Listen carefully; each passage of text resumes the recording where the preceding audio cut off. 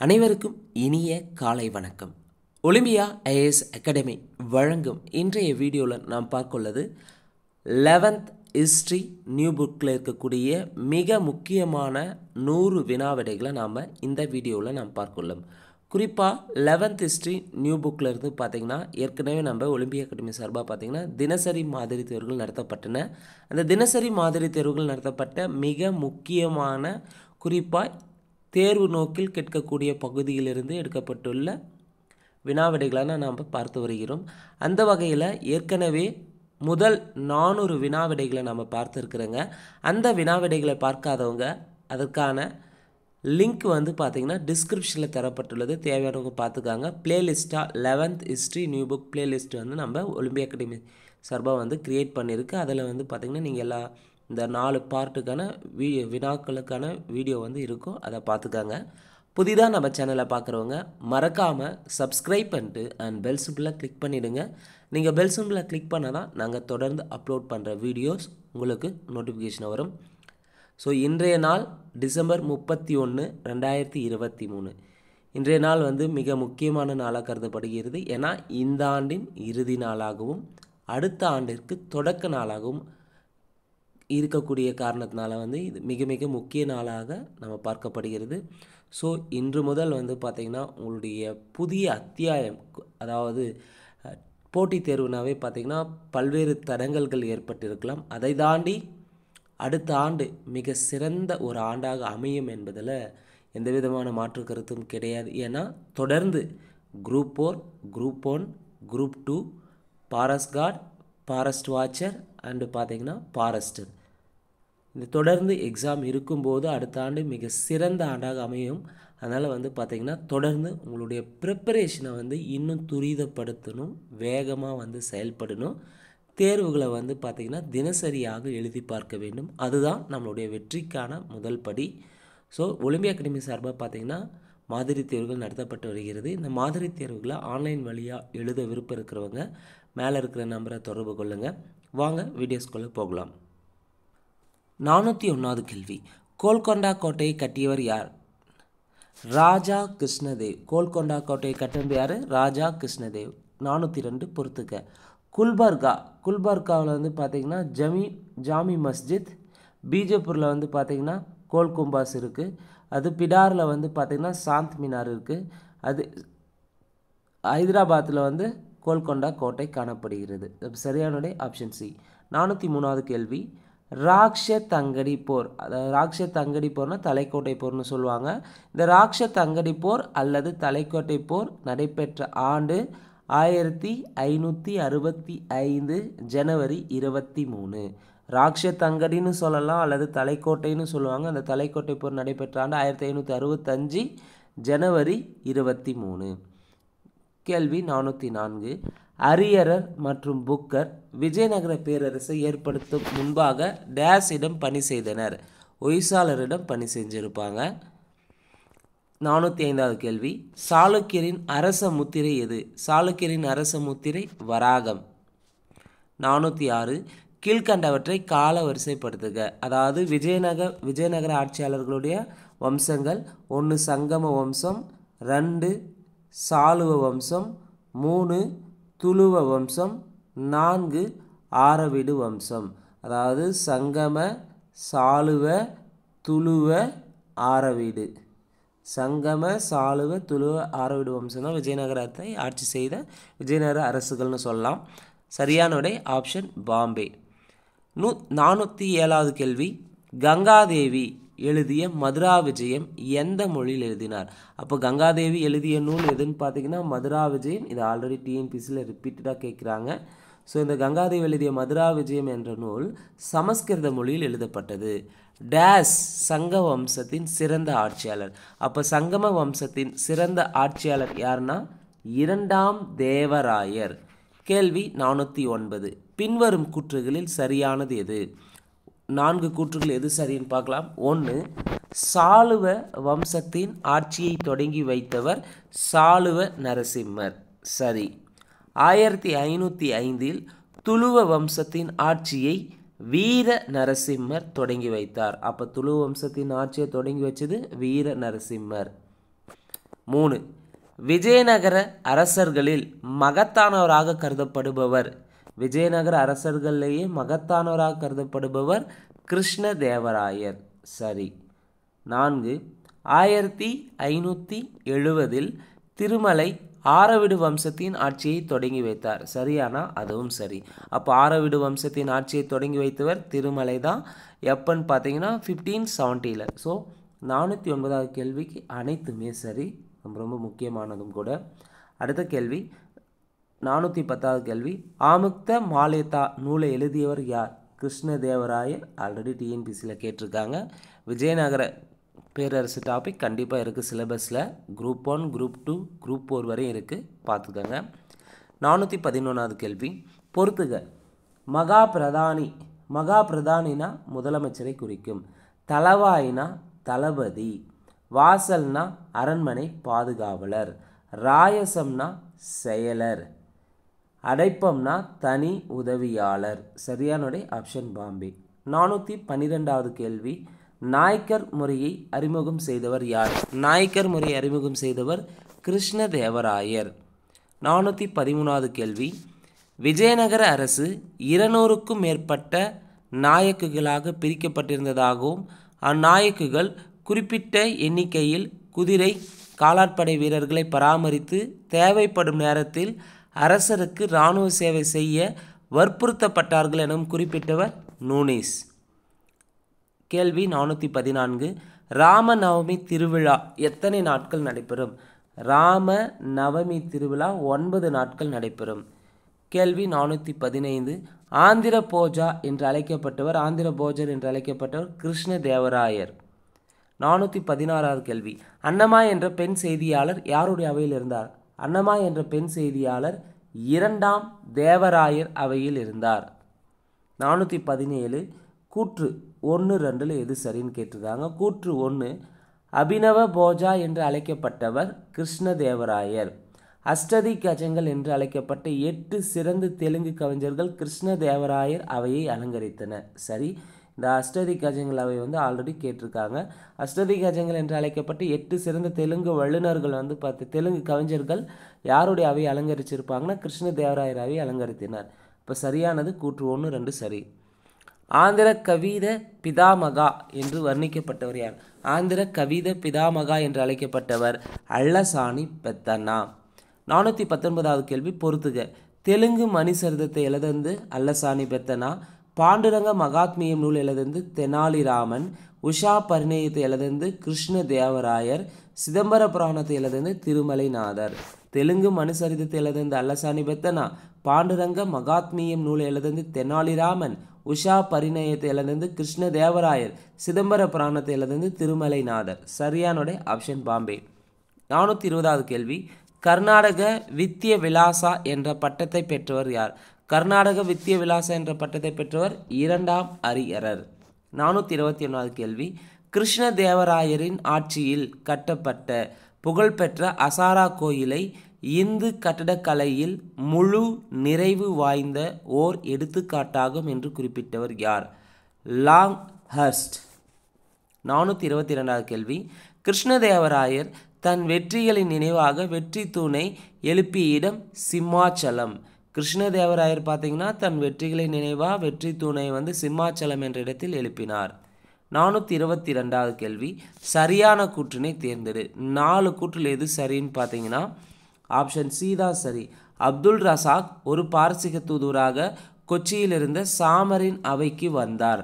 அப்போ அப்துல் ரசாக் கொச்சியில் இருந்த சாமரின் அவைக்கு வந்திருப்பார். இவர் ஒரு பாரசீக தூதர். 424வது கேள்வி.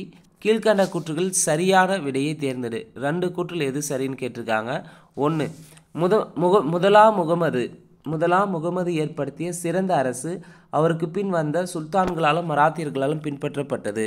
முதலாம் முகமது ஏற்படுத்திய சிறந்த அரசு அவருக்கு பின் வந்த சுல்தான்களாலும் மராத்தியர்களாலும் பின்பற்றப்பட்டது. சரி. கவான் போர்ச்சுகீசிய வேதியியல் நிபுணர்களை கொண்டு வெடிமருந்தை தயார் செய்து பயன்படுத்துவது ஆகியவற்றை கற்றுத்தர செய்தாரா? முகமது கவான் கிடையாது. ஸோ 1 சரி 2 தவறு. 425வது கேள்வி. கூற்று மற்றும் காரணம். கூற்று. பாமன் ஷா மிக சரியாக தாக்குதல் தொடுத்து வாரங்கள் மற்றும் ரெட்டி அரசுகளான ராஜமுந்திரி, கொண்ட வீடு ஆகியன மீது ஆதிக்கம் செலுத்தி ஆண்டுதோறும் திரை செலுத்தி வந்தார். காரணம், இது அடிக்கடி போர்கள் ஏற்பட வழிவகுத்தது. ஸோ கூற்று மற்றும் காரணம் இரண்டும் சரி. காரணம் கூற்றுக்கான சரியான விளக்கமாகும். 426வது கேள்வி, எந்த இரு பகுதிகளிடையே இடைப்படு நாடாக புதுக்கோட்டை இருந்தது? சோழ மற்றும் பாண்டிய அரசுகளுக்கு இடைப்பட்ட நாடாக இருந்தது தான் புதுக்கோட்டை. சோழ மற்றும் பாண்டிய அரசுகளுக்கு இடைப்பட்டது. 427வது கேள்வி, அத்வைதம் எனும் தத்துவத்தை இந்து மதத்திற்கு வழங்கியவர்? அத்வைதம்னாவே ஆதிசங்கரர். துவைதம்னா விசிஷ்டாத்வைதம்னா ராமானுஜர் வருவார். அத்வைதம் எனும் தத்துவத்தை இந்து மதத்திற்கு வழங்கியவர் ஆதிசங்கரர். 428வது கேள்வி, 63 நாயன்மார்களை பற்றி கூறும் நூல் பெரிய புராணம். 429வது கேள்வி, சமண மதத்தில் இருந்தபோது அப்பர் எவ்வாறு அறியப்பட்டார்? சமண மதத்தில் இருந்தபோது அப்பர் தர்மசேனர் என்று அழைக்கப்பட்டார். அப்பர்னா திருநாவுக்கரசர் தான். அப்பரை மீண்டும் சமணராக மாறும்படி வற்புறுத்தியவர் யார்? அப்பரை மீண்டும் சமணராக மாறும்படி வற்புறுத்தியவர் முதலாம் மகேந்திரவர்மன். கூன்பாண்டியன் என்று அழைக்கப்பட்டவர் யார்? மாரவர்மன் அரிகேசரி. மாரவர்மன் அரிகேசரியை சமண மதத்திலிருந்து சைவத்திற்கு மாற்றியவர். மாரவர்மன் அரிகேசரியை சமண மதத்திலிருந்து சைவத்திற்கு மாற்றியவர் திருஞான சம்பந்தர். 433வது கேள்வி, வைதிக வேத பிரிவுகளுக்கும் சிரமண பிரிவுகளுக்கும் இடையே ஏற்பட்ட மோதல்களை பற்றி குறிப்பிடுவது திருத்தொண்டர்களின் புகழ்பாடும் தொகுப்புகள். 434வது கேள்வி, விசிஷ்டாத்வைதம் எனும் தத்துவத்தை உருவாக்கியவர் யார்? ராமானுஜர். ஆல்ரெடி கேட்டிருக்காங்க. 435வது கேள்வி, பக்கீர், வாலி, தர்வீஸ், சூபி என குறிப்பிடப்படுபவர்கள் இஸ்லாமிய ஞானிகளை தான் பக்கீர்னும் வாலினும் தர்வீஸ்னும் சூபினும் குறிப்பிடப்படுறாங்க. 436வது கேள்வி, கடவுளை மஸ்க் அதாவது நேசிக்கப்பட வேண்டியவர் என்றும் தங்களை ஆசிக் நேசிப்பவர்கள் என்றும் நம்பியவர்கள் சூபிக்கள். சூபிசம்னு சொல்லலாம். 437வது கேள்வி, இடைக்கால இந்தியாவின் மிக முக்கியமான பண்பாட்டு ஆளுமையாக கருதப்படுபவர் யார்? இடைக்கால இந்தியாவினுடைய மிக முக்கியமான பண்பாட்டு ஆளுமையாக கருதப்படுபவர் கபீர். கேள்வி 438, பஞ்சாப், ராஜஸ்தான், மகாராஷ்டிரம், மத்திய பிரதேசம் ஆகிய பகுதிகளைச் சேர்ந்த மக்களால் குருவாக வணங்கப்படுபவர் யார்? ரவிதாஸ். ரவிதாஸை பொறுத்தவரை பார்த்திங்கன்னா பஞ்சாப், ராஜஸ்தான், மகாராஷ்டிரா, மத்திய பிரதேசம் ஆகிய பகுதிகளைச் சேர்ந்த மக்களால் குருவாக வணங்கப்படுகிறார். 439வது கேள்வி, கடவுள் ஒருவரே என்ற கருத்தையும் ஒழுக்க நெறிகளை தவறாமல் பின்பற்ற வேண்டும் என்பதையும் வலியுறுத்தி கூறியவர்? கடவுள் ஒருவரே என்ற கருத்தையும் ஒழுக்க நெறிகளை தவறாமல் பின்பற்ற வேண்டும் என்பதையும் வலியுறுத்தி கூறியவர் குருநானக். 440வது கேள்வி, சீக்கிய மதத்தின் கடைசி குரு யார்? சீக்கிய மதத்தின் கடைசி குரு குரு கோவிந்த் சிங். சீக்கிய மதத்தின் கடைசி குரு குரு கோவிந்த் சிங். 441வது கேள்வி, இறை வழிபாட்டில் குழுவாக கூடி பாட்டிசைத்து அத்துடன் பரவசத்தை ஏற்படுத்தும் நடனமாடும் பழக்கத்தை பிரபலமாக்கியவர் யார்? இறை வழிபாட்டில் குழுவாக கூடி பாட்டிசைத்து அத்துடன் பரவசத்தை ஏற்படுத்தும் நடனமாடும் பழக்கத்தை பிரபலமாக்கியவர் சைத்தன்யர். 442வது கேள்வி, மராத்திய இந்தி மொழிகளில் அபங்கா என்று அழைக்கப்பட்ட பாடல்கள் எழுதியவர் யார்? மராத்திய இந்தி மொழிகளில் அபங்கா என்று அழைக்கப்பட்ட பாடல்கள் எழுதியவர் நாமதேவர். 443வது கேள்வி, முழுமையான இதயத்தோடு இறைவனை வணங்குங்கள், மதப்பணி சார்ந்த வாழ்வை வாழுங்கள், உறுதியான பக்தியுடன் அனைத்தையும் இறைவனிடம் அர்ப்பணியுங்கள் என்பது யாருடைய செய்திகளின் சாரமாகும்? நாமதேவர் செய்திகளின் சாரமாகும். மாதவாச்சாரியார் டேஸ் தத்துவ பள்ளியை சார்ந்தவர்? துவைதம் தத்துவ பள்ளியை சேர்ந்தவர். முதலாக இந்தி மொழியில் தனது மத தத்துவ பிரச்சாரத்தை மேற்கொண்டவர் யார்? முதலாக இந்தி மொழியில் தனது மத தத்துவ பிரச்சாரத்தை மேற்கொண்டவர் ராமானந்தர். 446வது கேள்வி, கடவுளை கிருஷ்ணர் எனும் பெயரில் வணங்க வேண்டும் என்றும் பிறப்பு, செல்வம், வயது, பாலினம் ஆகியவற்றின் அடிப்படையில் கிருஷ்ணருடைய அருள் யாருக்கும் மறுக்கப்படக்கூடாது என்று போதித்தவர் யார்? மீராபாய். 447வது கேள்வி பொறுத்துக. அக்பர் சூர்தாஸ், மீராபாய் ராஜஸ்தான், நாமதேவர் மகாராஷ்டிரா, சைத்தன்யர் வங்காளம். சரியான விடை ஆப்ஷன் பாம்பே.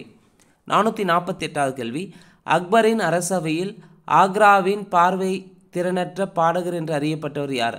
அக்பரின் அரசவையில் ஆக்ராவின் பார்வை திறனற்ற பாடகர் என்று அறியப்பட்டவர் சூர்தாஸ். 449வது கேள்வி, மராத்திய மன்னர் சிவாஜியின் சமகாலத்தவர் யார்? துக்காராம். 450வது கேள்வி, பாலலீலா என்ற நூலை எழுதியவர் யார்? பாலலீலா என்ற நூலை எழுதியது சூர்தாஸ். 451வது கேள்வி, சரியான கூற்றினை தேர்ந்தெடு. 4 கூற்றில் எது சரினா ஆப்ஷன் பி மட்டும்தான் சரி, மற்றது 3 தவறாக இருக்குது. சூபி இயக்கத்தவர் கடவுளை அழகின் உச்சமாக கருதினர். சூபி இயக்கத்தவர் கடவுளை அழகின் உச்சமாக கருதினர். 452வது கேள்வி, கூற்று காரணம். கூற்று, மத சீர்திருத்தவாதிகள் ஒரு கடவுள் கோட்பாட்டை போதித்தனர். சரி. காரணம், அவர்கள் சிலை வழிபாட்டை விமர்சித்தனர். ஸோ கூற்று சரி, காரணம் கூற்றிற்கான சரியான விளக்கமாகும். 453வது கேள்வி பொறுத்துக. கபீர் பார்த்தீங்கன்னா நெசவாளர், சூர்தாஸ் பார்த்தீங்கன்னா சாகித்ய லகாரி, சூபிசம் வந்து பார்த்தீங்கன்னா ஷேக் தாதி, கூன்பாண்டியன் திருஞான சம்பந்தர். சரியான விடை ஆப்ஷன் பாம்பே. 454வது கேள்வி, சூர்சாகர் அல்லது சூர் சமுத்திரம் என்ற நூலை எழுதியவர் யார்? சூர்சாகர் அல்லது சூர் சமுத்திரம் என்ற நூலை எழுதியவர் சூர்தாஸ். கேள்வி 455, கடவுள் வடிவமற்றவர் என நம்பியவர் யார்? துக்காராம். கடவுள் வடிவமற்றவர் என நம்பியவர் துக்காராம். 456வது கேள்வி, புஸ்தி மார்க்கத்தை அதாவது அருள்பாதை மார்க்கத்தை நிறுவியவர் வல்லபாச்சாரியார். புஸ்தி மார்க்கத்தை அல்லது அருள்பாதை மார்க்கத்தை நிறுவியவர் வல்லபாச்சாரியார். குரு கிரந்த் சாஹிப் டேஸ் புனித நூல். சீக்கியர்களின் புனித நூல் குரு கிரந்த் சாஹிப். ஆல்ரெடி டிஎன்பிசியில் கேட்டிருக்காங்க பலமுறை. சீக்கியர்களின் புனித நூல் வந்து குரு கிரந்த் சாஹிப். 458வது கேள்வி, டேஸ் பரப்பக்கம் என்ற பெயரில் தனிப்பிரிவு ஒன்றுள்ளது. சிவஞான சித்தியார் பரப்பக்கம் என்ற பெயரில் தனிப்பிரிவு ஒன்றுள்ளது. டேஸ் தாய் தெய்வ வழிபாடு தொடங்குகிறது. அரப்பாவில் தாய் தெய்வ வழிபாடு தொடங்குகிறது. பரமாத்மாவும் ஜீவாத்மாவும் இரண்டல்ல ஒன்றே என்ற ஆதிசங்கரின் கருத்தை மறுத்தவர் யார்?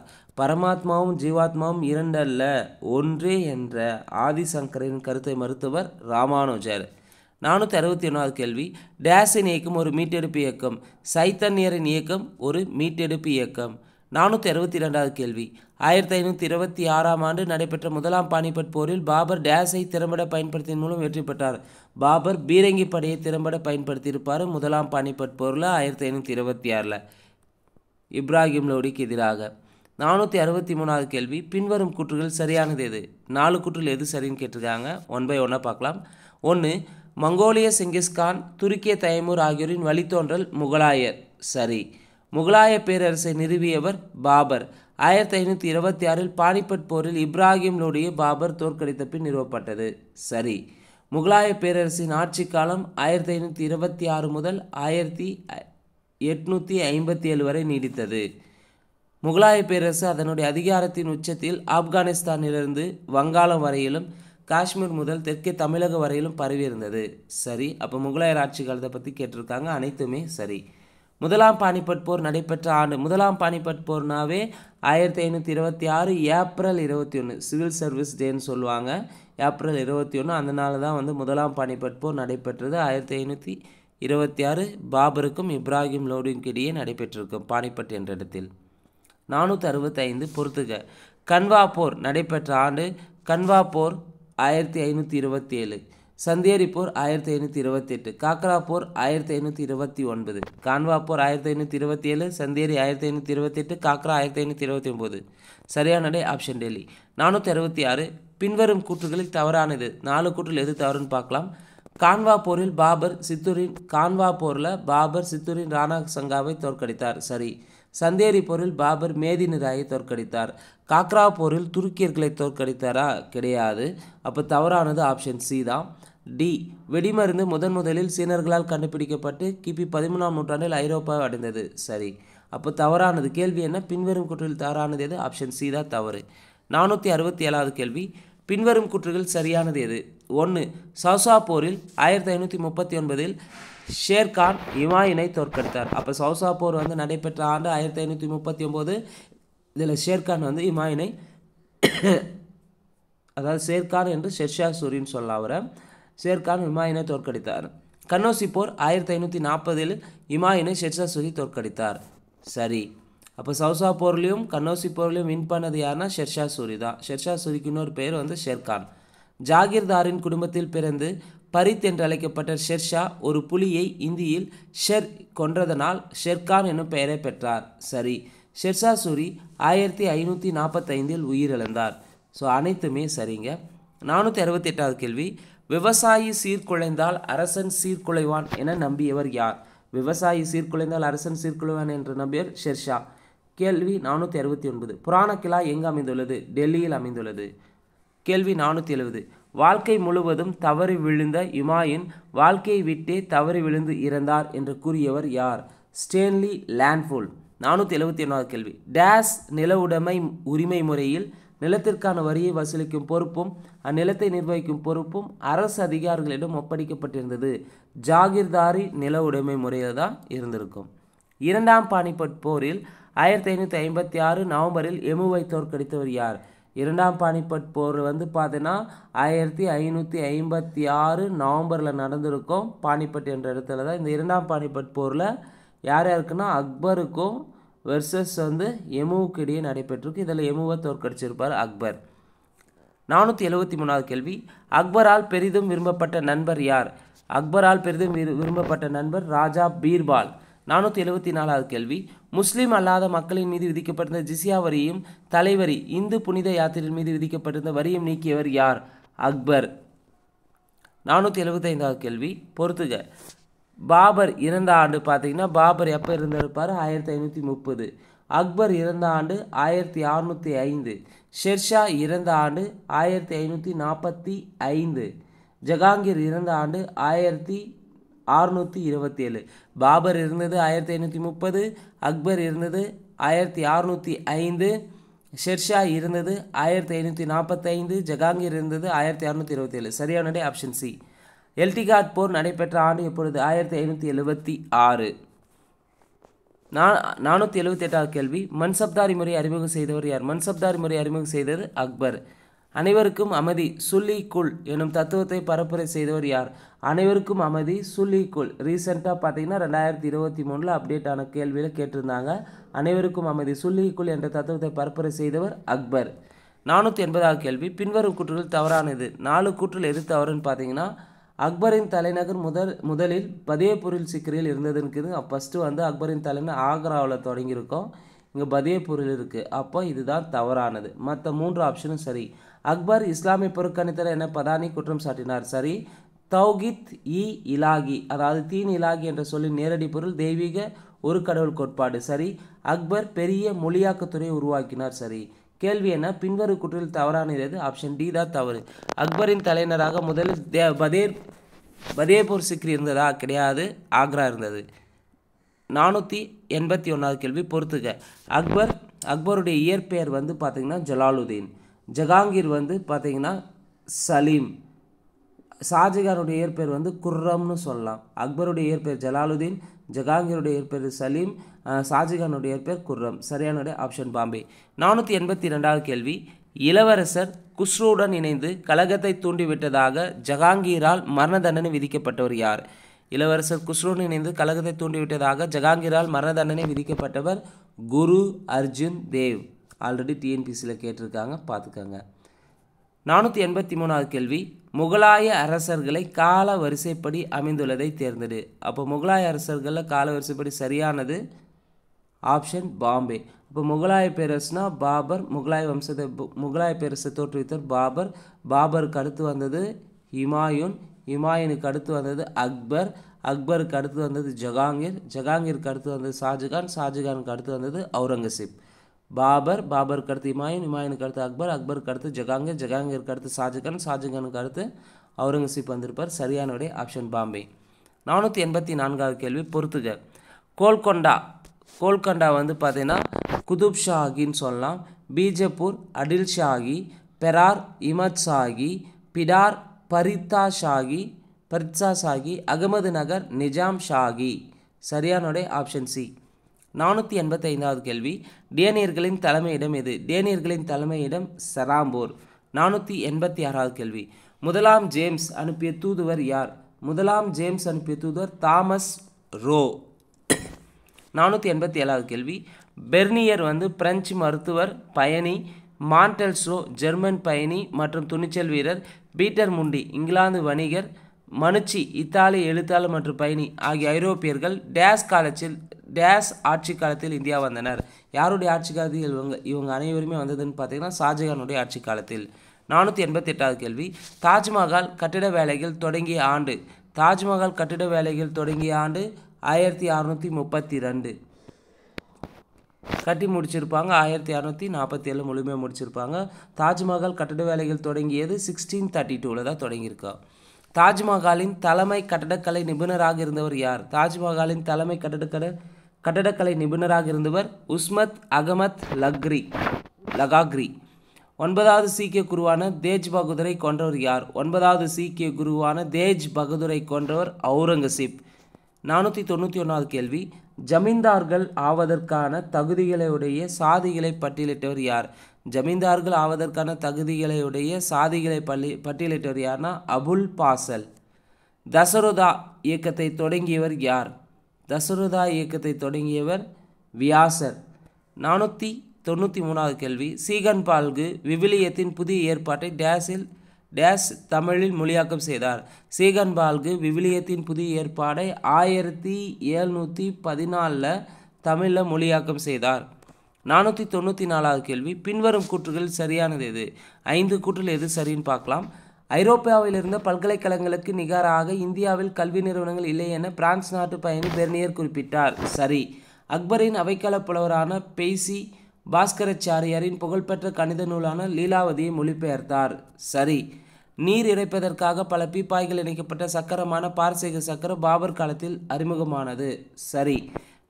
வெடியுப்பை பயன்படுத்தி நீரை குளிர்விக்கும் முறையை பரவலாக்கிய பெருமை அக்பரையே சாரும். சரி. கப்பலின் ஒட்டகம் என சொல்லப்படும் தொழில்நுட்பத்தை உலகத்திலேயே கண்டறிந்த முதல் மனிதர் என அக்பர் புகழப்படுகின்றார். கப்பலின் ஒட்டகம் என சொல்லப்படும் தொழில்நுட்பத்தை உலகத்திலேயே கண்டறிந்த முதல் மனிதர் என அக்பர் புகழப்படுகிறார். அப்போ 494வது கேள்விக்கு சரியானது அனைத்துமே சரி. 495வது கேள்வி, ஆலம்கீர் நாமா என்னும் நூலை எழுதந்து முகமது காசிம். ஆலம்கீர் நாமா நூலை எழுந்து முகமது காசிம். 496வது கேள்வி, காஷ்மீரின் முழுமையான வரலாற்றை குறிப்பிடும் நூல் எது? காஷ்மீரின் முழுமையான வரலாற்றை குறிப்பிடும் நூல் ராஜவலிபதகா. டேஸ் சேர்ந்த தான்சேனை அக்பர் ஆதரித்தார். குவாலியரை சேர்ந்த தான்சேனை அக்பர் ஆதரித்தார். 498வது கேள்வி, பின்வரும் கூற்றுகள் சரியானது எது? 4 கூற்றில் எது சரின்னு பார்க்கலாம். 1. தமிழகத்தில் மராத்திய ஆட்சி ஏற்படுத்தி வெற்றி கண்டவர் மராத்திய தளபதி வெங்கோஜி. சரி. தஞ்சாவூரில் மராத்திய ஆட்சி 1674 தொடங்கி 1832ஆம் ஆண்டு 2ஆம் சரபோஜி மன்னர் மரணம் வரை நீடித்தது. சரி. அப்போ தஞ்சாவூரில் மராத்தியர் ஆட்சி 1674 தொடங்கி 1832 வரை பார்த்திங்கன்னா 2ஆம் சரபோஜி மரணம் அடையும் வரை நீடிச்சிருக்கு தஞ்சாவூரில் மராத்தியருடைய ஆட்சி. மராத்தியர் வாழ்ந்த குறுகலான நிலப்பகுதி கொங்கணம் என்று அழைக்கப்பட்டது. சரி. மராத்தியர்களின் வலிமையாக திகழ்ந்தது கொரில்லா தாக்குதல். ஸோ 498வது கேள்விக்கு சரியானது அனைத்துமே சரி. 499வது கேள்வி, மராத்திய நாட்டில் மத எழுச்சி என்பது பிராமண சமயம் சார்ந்தாக இல்லை, அமைப்புகள், சடங்குகள், வகுப்பு வேறுபாடுகள் ஆகியவற்றுக்கு எதிரான தனது போராட்டத்தை பொறுத்த அளவில் வழக்கத்தில் உள்ள கொள்கைக்கு மாறானதாக அது அமைந்தது. துறவிகள் பெரும்பாலும் பிராமண வகுப்பை சாராமல் சமூகத்தின் அடிநிலையைச் சேர்ந்தவர்களாக இருந்தனர் என்று குறிப்பிட்டவர் நீதிபதி எம்ஜி ரானடே. 500வது கேள்வி, வலிமை மிக்க கொரில்லா போர் முறையை பின்பற்றியவர் யார்? வலிமை மிக்க கொரில்லா போர் முறையை பின்பற்றியது மராத்தியர்கள். ஸோ இந்த வீடியோவில் 401லேருந்து 500 வரை 100 வினாவிடைகளை பார்த்துருக்கோம். இந்த வீடியோ உங்களுக்கு பிடிச்சிருந்தால் லைக் பண்ணுங்கள், கமெண்ட் பண்ணுங்கள். மறக்காமல் TNPSC forest watcher and exam prepare பண்ணுற உங்கள் ஃப்ரெண்ட்ஸ்க்கு ஷேர் பண்ணுங்கள். மேலும் இந்த வீடியோ பற்றி எதனா கமெண்ட் இருந்தால் மறக்காமல் கமெண்ட் செக்ஷனில் கமெண்ட் பண்ணுங்கள். நன்றி, வணக்கம்.